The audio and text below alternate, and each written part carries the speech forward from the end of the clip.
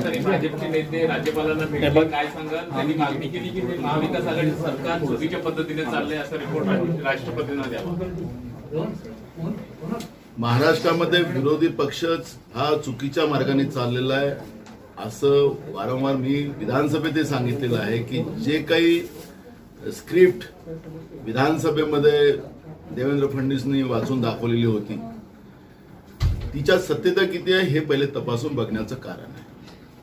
आपण पाहिलं असेल की जिलेटिंग ज्या नागपूरहून आलेली होती ज्याचं नागपूर कनेक्शन होतं त्याचा अजूनपर्यंत कारण की राज्याच्या जे पोलीस विभागाची आपण SIT लावली होती ATSच्या माध्यमातून जी चौकशी सुरू होती त्याच्यामध्ये या सगळ्याचं धागेदोरे त्याच्यामध्ये लागलेले होते आणि जिलेटिंगचा शोध पण तिथं लागलेला होता.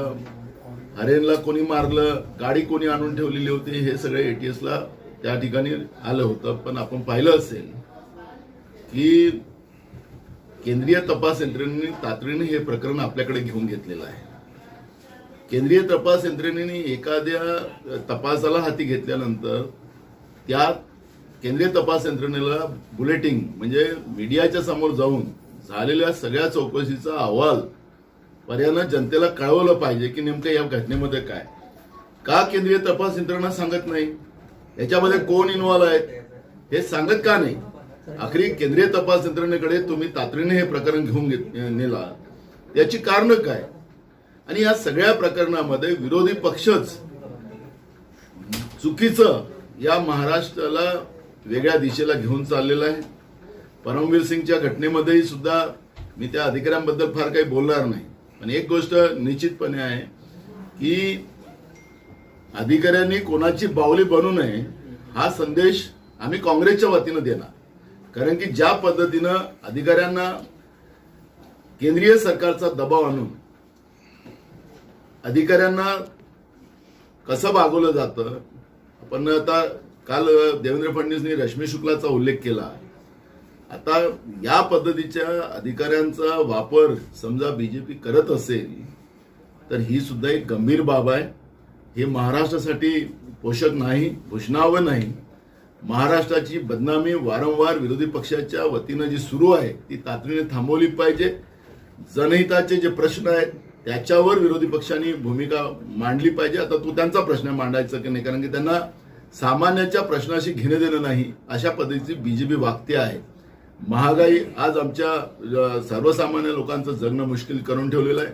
आपण पाहिलं असेल की महाराष्ट्रामध्ये कोरोनाची लागण मोठ्या प्रमाणात वाढत चाललेली आहे आणि हे सगळं असताना अजूनही जे लस आहे ती केंद्राकडून महाराष्ट्राला अपुरी पुरवली जाते आणि ज्या पद्धतीनं ही लस आज पुरवली जाते त्याला 12 वर्ष लागणार आहे. गरिबांना तर मोफत नाही आहे.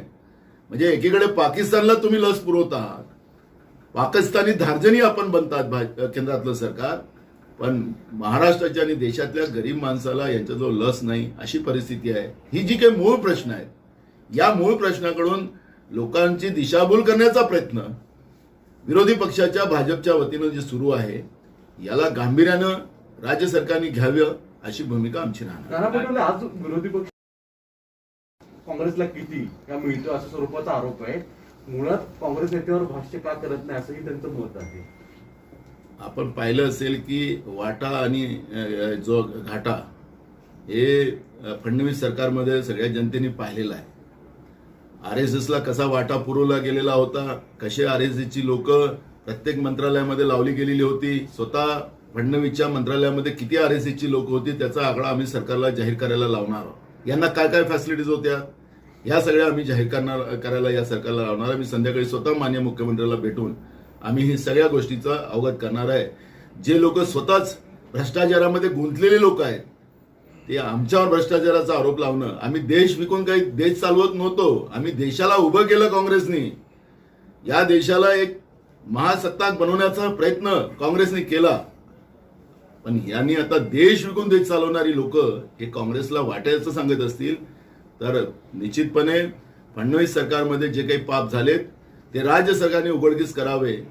आणि काँग्रेस आता रश्मी शुक्लाचं नाव तुम्हीच घेतलं फडणवीस काल, परमवीर सिंगचं नाव. आता परमवीर सिंग कोणाच्या याच्यावर होते पेरोलवर ते पण माहिती आहे. म्हणून वाटा भाजपवाले कसे घेतात हे आता जनता ओळखायला लागलेली आहे. काँग्रेसजवळ या पदीचे कुठल्याही वाटा घेण्याचं, हिस्सा घेण्याचं काही कारण नाही.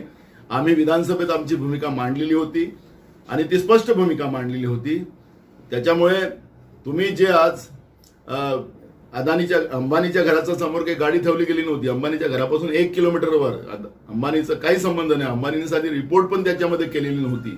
पण अंबानीला तुम्ही मध्यस्थी त्याच्यामध्ये ठेवून या पद्धतीनं जी व्यूहरचना तयार केली आणि देशात चाललेल्या शेतकऱ्यांचं आंदोलन, देशात वाढणारी महागाई आणि कोरोनाच्या लसीकरणाचा जो तुम्ही इंटरनॅशनल लेवलवर भारत जगाला पुरते आहे आणि भारतातल्याच लोकांना लस पुरवत नाही, ह्या सगळ्या गोष्टी दाबण्यासाठी तुम्ही ह्या पद्धतीचे प्रकरण उघडकीस आणतात आणि खोटे आरोप लावण्याचा जो प्रयत्न करतात आहे, तुम्हाला जनता धडा शिकवल्याशिवाय राहणार नाही. भाजपने आज 100 तक्रारी, 100 काही प्रकरणं जे आहेत ते राज्यपालांकडे दिली आहेत आणि 100 गुन्हे या सरकारचे झालेले आहेत असा भाजपचा दावा आहे आणि त्यांनी राष्ट्रपतींनी या राज्यासंदर्भातला अहवाल राज्यपालांनी राष्ट्रपतींना पाठवावा अशी मागणी केली. आम्ही वारंवार सांगितलेलं आहे, आम्ही विधानसभेतही सांगितलेलं आहे की राज्यपालाची भूमिकाच ही संशयास्पद आहे आणि आज राज्यपाल भवनच हे भाजप कार्यालय झालेलं आहे. हे काही लपलेलं नाही आहे. त्यांनी काय रिपोर्ट द्यावी, काय करावी, तो त्यांचा अधिकार आहे. पण ज्या पद्धतीनं महाराष्ट्राला बदनाम करण्याचा ठेका भाजपने जो घेतलेला आहे ते महाराष्ट्राची जनता यांना माफ करणार नाही. नाना पद्धतीने खरंच असे 100 कोटीचं टार्गेट दिलं जाऊ शकतं का? शरद पवार साहेबांनी स्वतः सांगितले की ही चौकशी निष्पक्षपाती व्हावी. त्यांनी रुबरेचं पण नाव त्याच्यामध्ये एका IPS अधिकाऱ्याचं घेतलेलं होतं. त्यांनी मान्य नाही केलेली ती समितीला पुढे म्हणजे त्याचा प्रमुख व्हायला. आमचं मागणी आहे की याच्यामध्ये सुस्पष्टता यावी म्हणून एक सिटिंग जजचा किंवा माजी जजच्या आदेशाखाली एक कमिटी बसावी आणि त्याच्यामध्ये दूध का दूध पाणी का पाणी व्हावं ही मागणी काँग्रेसची पण नाना, जी मागणी भाजप करतंय की राष्ट्रवादीचे अनिल देशमुख यांनी राजीनामा द्यावा, याच्यावर काँग्रेसची भूमिका काय आहे? राजीनामा द्यावा का? आणि दुसरा प्रश्न असा आहे की ह्या सगळ्या प्रकरणानंतर काँग्रेसची म्हणजे सरकारची एकंदरीत प्रतिमा मलिनीकरणाचा प्रतिमा होते. काँग्रेसचं देखील त्याचं नाव होतं की सरकार म्हणून त्याची पण प्रतिमा होते. हायकमांडचं तुमचं मत काय? फडणवीस सरकारमधलं मी मुद्दाम मागे घेतलं. चांगला प्रश्न विचारला आपण की फडणवीस स्वतःच न्यायाधीश झालेले होते. त्यांच्या ज्या मंत्र्यावर जे आरोप व्हायचे त्याला क्लीन चिट देण्याचं काम फडणवीसच करायचे. तर काय हे न्यायाधीश होते? त्यावेळेस का राजीनामे घेतले नाही? हे सगळे प्रश्न होते. आरोप हे राजकीय व्यवस्थेमध्ये होतात पण त्याच्यातली वास्तविकता जिथपर्यंत पुढे येत नाही तिथपर्यंत निर्णय घेतले जातात. म्हणून काँग्रेसच्या वतीनं आम्ही सांगितलेलं आहे की याच्यामध्ये आरोप झालेले आहेत. ज्या पद्धतीने एका IPS सिनियर अधिकाऱ्यांनी या पद्धतीचा आरोप केलेला आहे की तो चुकीचा आहे की मंत्री चुकीचा आहे याची जिथपर्यंत चौकशी होत नाही. आम्ही सांगितलं की जसं पवार साहेबांनी सांगितलं की एका IPS सिनियर अधिकाऱ्याच्या हाताने चौकशी व्हावी, त्यांनी मान्य केलेली नाही. काँग्रेसची भूमिका आहे की बिलकुल याच्यात चौकशी व्हावी. जो कोणी दोषी असेल त्याच्यावर कारवाई व्हावी ही भूमिका आमची राहणार आहे. पण यांनी आरोप लावावे आणि स्वतः जेव्हा मुख्यमंत्री होते तर तेव्हा हे न्यायाधीश होते म्हणजे त्यावेळेची बाजू आणि आताची बदलली काय? कालपर्यंत परमवीर सिंग यांच्यासाठी चुकीचा माणूस होता आणि जसा आरोप लावला तर परमवीर सिंग सारखा दुसरा अधिकारी चांगला नाही अशा पद्धतीचा निर्णय देण्याचं काय फडणवीसलाच अधिकार मिळाले आहेत का? हे सगळे प्रश्न जनता बघते आहे आणि जनता या सगळ्या गोष्टीचं गांभीर्य लक्ष कुठेतरी शिवसेना नाराज आहे. कारण अशाच प्रकरण काही दिवसापूर्वी घडलं होतं. संजय राठोडांवर कुठलीही तक्रार नव्हती. अशा वेळी संजय राठोडांचा राजीनामा घेतला गेला. पण अशा प्रकरणामध्ये जो एक IPS अधिकारी आरोप करतोय पण तिथे राष्ट्रवादीच्या मंत्र्यांचा IPS अधिकाऱ्याचा वापर कसा केला जातो त्याचा मी ट्विट पण विनोद रायचा पण उल्लेख केलेला होता. सत्यपाल सिंगचा पण मी उल्लेख केलेला होता. IPS अधिकाऱ्याचा IAS अधिकाऱ्याचा कसा वापर केला जातो भाजपच्या काळामध्ये हे सगळं देश बघतोय. त्याच्यामुळे मी त्याच्यावर खूप काही जाणार नाही. म्हणून आम्ही त्याच्यामध्ये निष्पक्षपाती चौकशी व्हावी. कारण की परमवीर सिंगने आरोप केलेला आहे. मग परमवीर सिंग दोषी आहे की अनिल देशमुख दोषी आहे हे तपासण्यासाठी कोणाला लावावं लागेल ना. काही फडणवीस सारखं उद्धव ठाकरे साहेब न्यायाधीश तर नाहीये, त्यांनी असं कुठलं म्हणाले नाही. पण फडणवीस जसं ते मुख्यमंत्री असताना न्यायाधीशाची भूमिका निभवायची. सीएम बोलत का नाही? इतके दिवस झाले हा इतका मोठा प्रकरण झालेला आहे, सरकारवर गंभीर आरोप लावले आहेत, तरी मुख्यमंत्री गप्प का आहेत?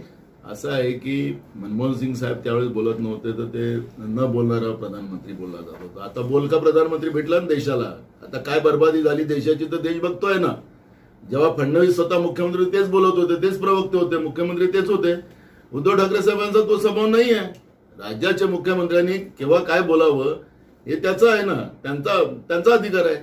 म्हणजे यांनी सांगावं, विरोधी पक्ष नेत्यांनी आणि मुख्यमंत्र्यांनी बोलावं, असं काही धोरण त्यांनी ठरवलं असेल केंद्रातल्या नरेंद्र मोदी सरकारने, तर निश्चितपणे तो होईल. लोकशाहीमध्ये प्रत्येकाचं वेगळा वेगळा स्वभाव असतो.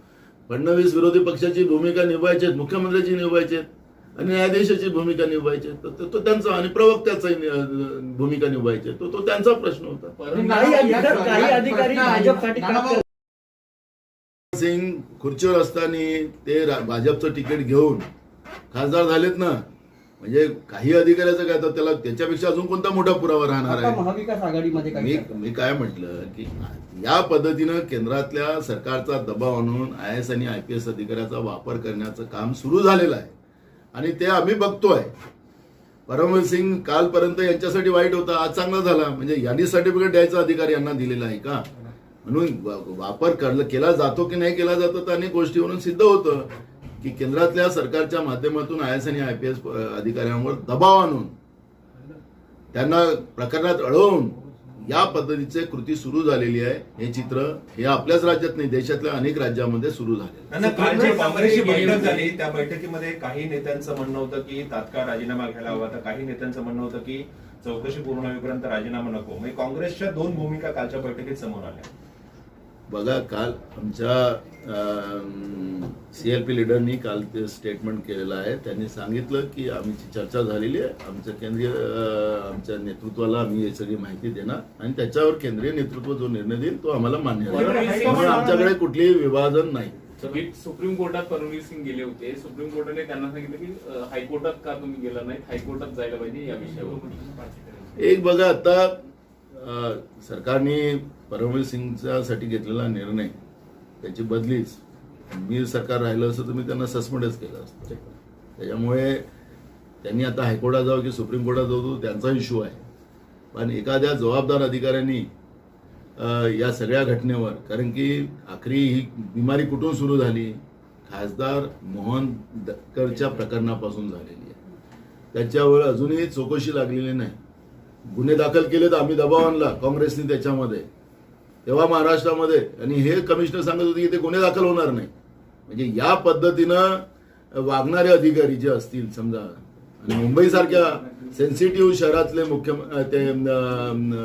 पोलीस कमिशनर असताना सुद्धा या पद्धतीने वागत असेल तर मी मगाशी सांगितलं की मी राहिलो होतो त्याला सस्पेंडच केला, बदली नसती केली. एक मिनिट मराठी एक तुमचे जे रिपब्लिक चॅनलचे जे संपादक होते अर्णब गोस्वामी, त्यांना दिलासा मिळालेला आहे आणि कुठतरी ज्या पद्धतीनं प्रकरण जे TRP केसमध्ये कुठतरी वीक केलं जातं असं तुम्हाला वाटतं? असं आहे की आता त्या चॅनलचं काय चर्चा करावी. आता सचिन वाझे टायगन हॉटेलमध्ये बॅग घेऊन जाताना वगैरे सगळे ते दाखवते, सगळे त्यांना माहीतच आहे ना. आणि तो CDR फडणवीसने जो डिक्लेअर केलेला होता तो CDR कुठं गेला आहे, काय केलंय, घटनेला कसा भाऊ बनवायचा तो त्यांच्याजवळ शिकण्यासारखं आहे. आणि ते BJPचं चॅनल आहे, ते काही चॅनल त्या अर्णब गोस्वामीचं नाही आहे. त्यांना पाहिजे त्या सगळ्या गोष्टी, त्यांना त्यांच्यासाठी सवलती आहेत, त्यांना पाहिजे ते निर्णय ते घेऊ शकतात. ते BJPचं चॅनल आहे, त्याच्याबद्दल आम्ही चर्चा करत नाही. नानाभाऊ तुम्ही सांगताय की तुम्ही मंत्री असाल तर परमवीर सिंग यांना निलंबित केलं असतं, मग आता गृहमंत्री करत नाहीत तर काय मत आहे? एक बघा, मी सांगितलं की मी सरकार राहिलं असं तर बिलकुल कारवाई, कारण की एखाद्या घटनेला गांभीर्याने एखादा अधिकारी त्यात लक्ष घालत नसेल तर ती सरकार म्हणून प्रशासकीय कारवाई करण्याचे अधिकार सरकारला आहे. मी ती भूमिका सांगितलेली आहे. त्यामुळे वाजेचं प्रकरण असेल, इव्हान मोहन देरकरच्या प्रकरणात असेल तर ते दोषी त्याच्यामध्ये पोलीस कमिशनरच येतो. आणि मी राहिलो असतो तर बिलकुल त्याला सस्पेंड केलं असं, मी बदली केली नसती. नाना भाऊ आपने जो कहा कि मोहन डेलकर के मामले में क्या FIR दर्ज नहीं हो रही थी, क्या आपका एग्जैक्टली क्या पूरा मामला था? आपने देखा होगा कि विधानसभा में भी हमने इस इशू को जोर से लगाया था. हमने मोहन देरकर के मामले में हमने कहा था कि सुसाइड नोट है, सुसाइड नोट के मामले में तुरंत FIR दर्ज होना चाहिए था. वो आदिवासी थे और इसलिए एट्रोसिटी भी उसमें दाखिल होना चाहिए, यह हमने मांग की थी. लेकिन वो प्रकरण को आखिरी तक FIR भी दर्ज किया नहीं जा रहा था. पुलिस कमिश्नर उसमें बहाना बना रहा था, यह हमने देखा है. और ये सब चीजों को देखते हुए पुलिस कमिश्नर की भूमिका ही संशयास्पद थी. वो मुंबई जैसे सेंसिटिव शहर के वो पुलिस कमिश्नर थे। ऐसे शहर में इस तरह का अगर अधिकारी रहे तो मुंबई के लिए भी प्रॉब्लम हो सकता है, और ऐसे अधिकारी को कोई पोस्ट पर रहने का कोई अधिकार नहीं बनता। जिस तरीके से अगर आप सरकार में बिल्कुल, जो कानून व्यवस्था संभाल नहीं सकता, जब एक आध घटना हुई उसके ऊपर तुरंत एक्शन नहीं ले सकते, तो ऐसे अधिकारी की क्या जरूरत थी? और इसे ऐसे अधिकारी के ऊपर कार्रवाई होना ही चाहिए, ये भूमिका हमने ली रहती।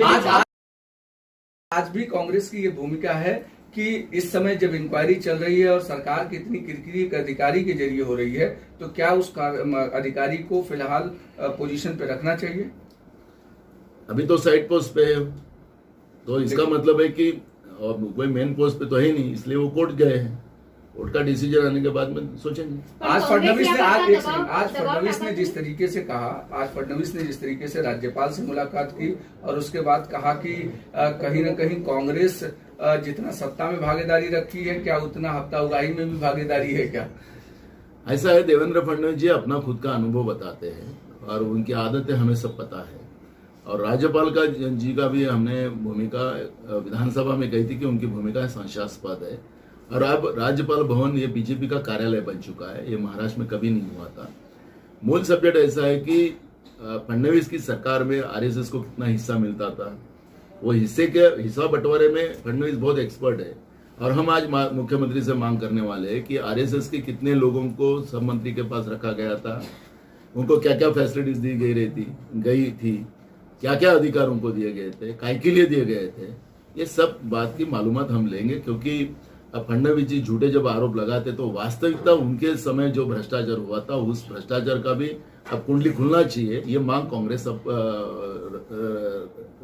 राज्य के मुख्यमंत्री को करेंगे। सुप्रीम कोर्ट ने आज जिस तरीके से परमवीर की याचिका को खारिज किया और कहा कि उन्हें हाईकोर्ट में जाना चाहिए, वो सुप्रीम कोर्ट चले आए हैं, इसको कैसे देखें? सेटबैक है कहीं न कहीं?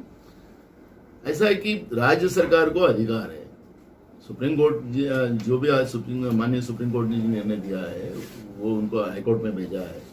तो मूल सब्जेक्ट ऐसा है कि परमवीर सिंह जो अब केंद्र सरकार के दबाव में है और वो गलतियां करते जाएंगे, और वही उनके लिए सबसे बड़ा प्रॉब्लम होने वाला है। क्योंकि एक प्रशासकीय व्यवस्था का अधिकारी, इतना सीनियर अधिकारी इस तरह अगर करेगा तो गलती तो होगी उससे। केंद्र सरकार के एजी मुकुल रोहतगी परमवीर का सुप्रीम कोर्ट में केस लड़ रहे हैं, इसको कैसे देखते हैं? तो हमने वही कहा ना, सत्यपाल सिंह जो हमारे यहाँ पुलिस कमिश्नर थे, सिटिंग थे, बीजेपी का टिकट लेके सांसद बन गए। विनोद राय जी का भी वही भूमिका हमने देखी है। और रही अब परमवीर सिंह है, ये सिंह जो है महाराष्ट्र में ये परमवीर सिंह थे, सत्यपाल सिंह थे, अब वो कौन से लाइन में जा रहे वो तो सब देख ही रहे। तो केंद्र सरकार किस तरह से आईएएस और आईपीएस अधिकारी को दबाव लाकर अपने लिए, अपने फायदे के लिए कैसे यूज कर रहे, ये दर्शन सब लोग देख रहे हैं। करप्शन को लेकर के जिस तरीके से तमाम सारे मुद्दों पर क्या कांग्रेस की क्या भूमिका है, खासकर सरकार के ऊपर जिस तरीके से आरोप विपक्ष लगा रहा है, अधिकारी कह रहे हैं?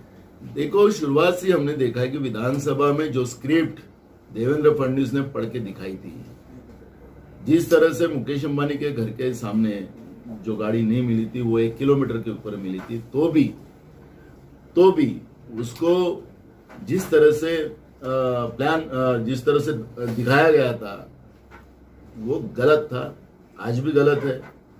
महाराष्ट्र के एटीएस ने ये सब घटना की चौकसी शुरू की, और कहां से जिलेटिंग आया, नागपुर से किसके पास से आया, वो हरेन को किसने मारा, गाड़ी किसने रखा, ये सब बात का अब आखिरी स्टेज पे जब आया तब केंद्रीय तपास यंत्रणा ने ये प्रकरण अपने तरफ लिया।